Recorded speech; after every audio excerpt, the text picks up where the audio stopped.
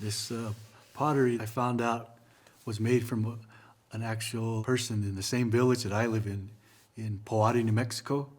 And in our language, Poati is Guishchi. Guishchi is handed down when the people came through when they were migrating. This piece was collected in 1928 from Kenneth Chapman, and he bought it for like $75. And it was made by a two-spirit that lived in the village. They gave this name that Kenneth wrote down was Arroh-a-och.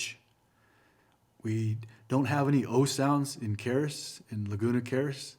So as far as trying to figure out the actual name of the person, I did some research and compared it with different words in our language, like arus is rice, or Arroh-a-och is apricot, or like Albuquerque is arroh-a-och. Then I thought more about how some of the similarities between the U sound, the A sound, and O sounds, and if possible that Kenneth Chapman was tonal deaf, and in Laguna Caris there's words that are whispered.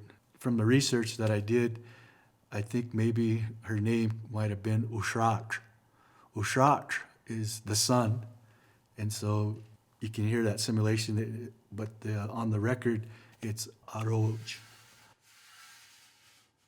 I spent hours on end looking at different parts of the design and then imagining the potter herself when she made this piece and what was going through her mind at that time, sitting there, maybe leaning up against a wall and just turning the pot slowly and then thinking about how the deer come to us. And normally hunting season is in November, and that's the time they call Shumu Tawach. Shumu is the dead, so it's the dead month, and that's the time we go get the deer. When we have our deer dances around Christmas time, that's the same time as the winter solstice. So before we had Christmas here in the Pueblos, we would celebrate our deer during the winter solstice.